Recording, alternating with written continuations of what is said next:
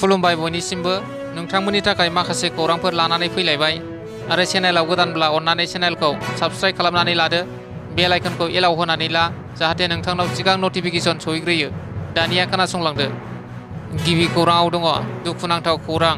कार्बि आंलं जिल्लानि हावराघाटनि 29 नं हादरारि राजा लामायाव गिख्रंथाव जाब्रबथायजों खुदियानि जिउ खहा।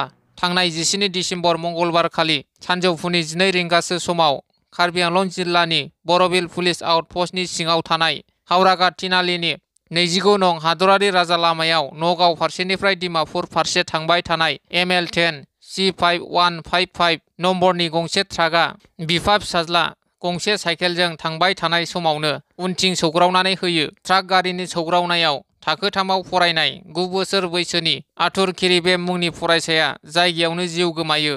जाथायनि सोमोन्दै मिथिनो मोननाय बादिब्ला हावराघाट तिनालि ओनसोलनि गाख' थंख्लं बेगावत गामिनि मिटसनबे मुंनि सुबुङा गावनि थाखो 3आव फरायबाय थानाय फिसाज्ला आथुर केरिबेखौ खानाय सिननो थाखाय साइकेलजों नापितनिसिम लांबाय थानाय समावनो 12 साखानि गंसे ट्राकआ उनथिंनिफ्राय सौनानै होनायनि जाहोनाव बे गिख्रंथाव जाब्रबथाया जायो।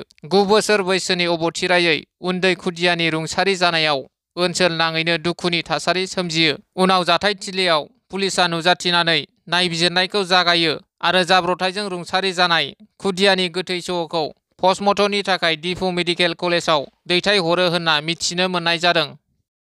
नैथि खौराङाव दङ डक्टर फनेन्द्र गयारिनो मुंख्लं फरदाना दैमारि गोसोखां बान्था फोसावदों। उदालगुरि जिल्ला एबसु आरो मुंख्लं फरदाना दैमारि ट्रास्टआ बोसोरफ्रोमबो होबोबाय थानाय बादिनो देग्लायबो 16 खेबनि थाखाय सोलोंथाइ बिथिङाव गोबां बिहोमा होनाय आरो ओनसोलनि मोजां मुं लाखिनो हानाय आथिखालाव हायद्राबाद इउनिभार्सिटियाव इक'नमिक्स बिफाननि प्रफेसार मावबाय थानाय उदालगुरि जिल्लानि आहमाखा गामिनि रुंसारि कृष्णकान्त गयारि आरो माधाबती गयारिनि फिसाज्ला डक्टर फनेन्द्र गयारिनो मुंख्लं फरदाना दैमारि गोसोखां बान्थाखौ होनो थाखाय फोसावबाय। थामथि खौराङाव दङ गुवाहाटि मुलुगसोलोंसालि केम्पासआव सासे 47 बोसोर बैसोनि सुबुंनि गोथै देहा बोखांनो हादों। मिथिनो मोननाय बादिब्ला थांनाय मैया 17 दिसेम्बर खालि फुंनि 9:30 रिंगासो समाव सिकिउरिटि गार्ड महरै खामानि मावनाय मइनुल इस्लामनि गोथै देहाखौ एडमिनिस्ट्रेटिभ बिल्डिंनि उनथिं बोखांनो मोन्दों होनना मिथिनो मोननाय जादों। ब्रैथि खौराङाव दङ फोरमान बिलाइ गोमादों। क'क्राझार जिल्लानि सिङाव थानाय बासबारि हालादल गामिनि थागिबि दोमैलु बसुमतारिनि माखासे गोनां फोरमान बिलाइ गोमादों। दोमैलु बसुमतारिया गावनि न'निफ्राय क'क्राझार साइ अफिससिम थांबाय थानाय समावनो बबेबा लामा ससेयाव मेट्रिक पासनि फोरमान बिलाइया गोमायो। बेनिखायनो सोरबाफोर मोनसनबायदोंब्ला 8135971807 मबाइल नाम्बाराव थोंजोङै फन खालामना खोन्थाहरनो खावलायहरदों गोमाजानाय सुबुङा।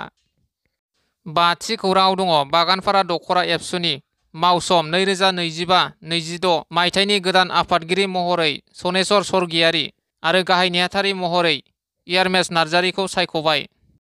द'थि खौराङाव दङ तामुलपुर जिल्ला एबसुनि नैथि बोसोरसालिया जथुमा आरो दख'रा एबसुनि 37थि बोसोरसालिया जथुमा खुंफुंनो साखाफारा।